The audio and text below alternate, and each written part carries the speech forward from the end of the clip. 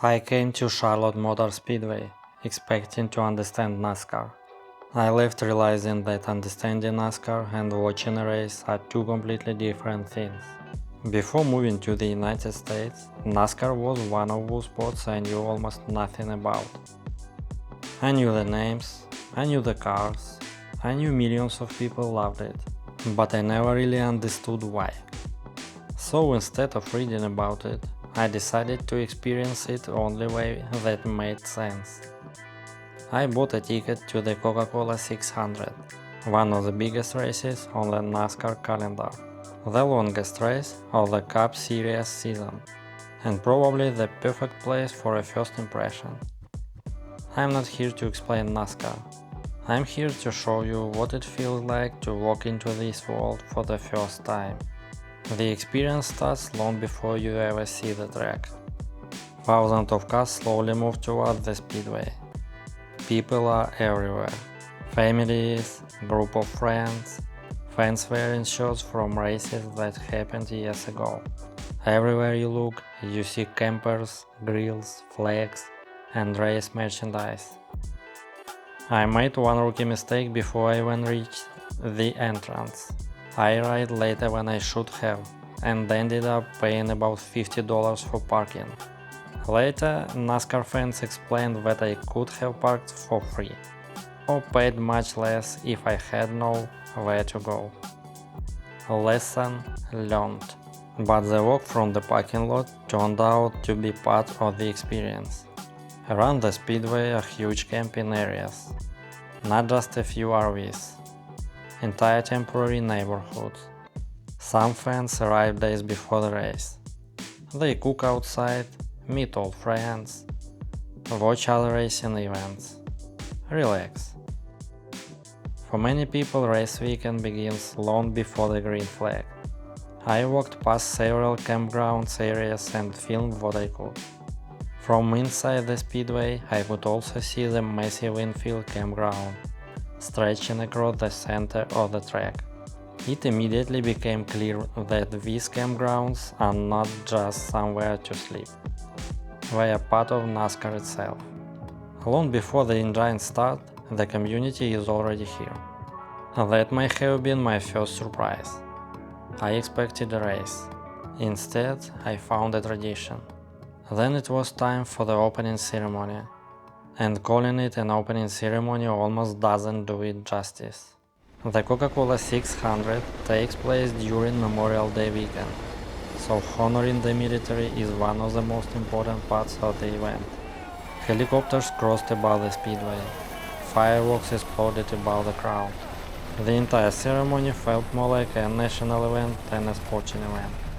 It was impossible not to notice how much emotion was built into every part of it.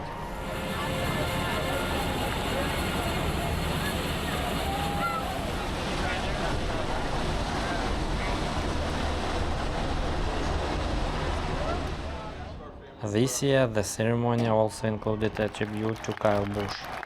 Drivers, teams and fans paused to honor his memory before the race began.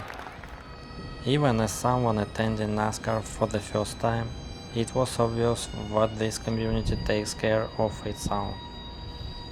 That moment felt bigger than racing. Then came the words everyone was waiting for. Drivers, start your engines.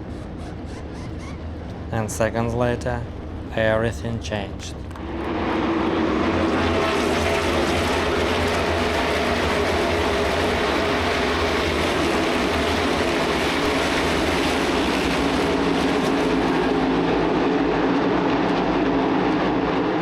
Television can't prepare you for that NASCAR sounds like. The noise is almost physical. The ground stands vibrate. The air changes. You don't simply hear the cars. You feel them passing through your chest. That alone explains why so many people insist that you have to experience NASCAR in person at least once. I watched the race from several different locations around the grandstands. From high above, you can appreciate the incredible scale of Charlotte Motor Speedway. You see nearly the entire circuit. You watch strategies develop. You notice pit road, the infield, the campground, the fans. Everything becomes part of the enormous picture. Then I moved lower, closer to the catch fence, closer to the speed. And suddenly the race feels completely different. From above, NASCAR is about understanding. From lower down, it's about feeling. The cars flash past so quickly that your eyes barely keep out. And every lap reminds you how much faster these machines are than they ever appear on television. One thing I wanted to see was pit stops.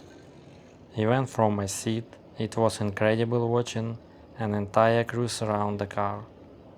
Change tires, refuel, and set it back onto the track within seconds.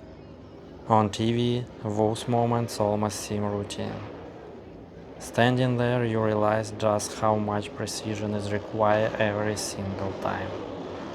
No wasted movement, no hesitation, just absolute efficiency. And while the race itself was impressive, something else kept catching my attention. The people. Not just the fans in the grandstands. Everyone. Parents introducing their kids to NASCAR. Friends who looked like they'd been coming to this race together for years. People wearing jackets from races that happened decades ago. You could tell that many of them weren't here simply to watch who won. They were here because this is what they do every year. That's when I started realizing something. NASCAR isn't built only around the race. It's built around traditions, around families, around weekends spent together, around stories that began years ago and continue every season. Later, I posted a few short videos from the race. I expected comments about the cars. Instead, I got a lesson in NASCAR culture. One comment made me laugh. Dude, you came without hearing protection? Without a scanner? And you are way too sober? Honestly, fair enough. But when people explained what they meant, I already understood the hearing protection.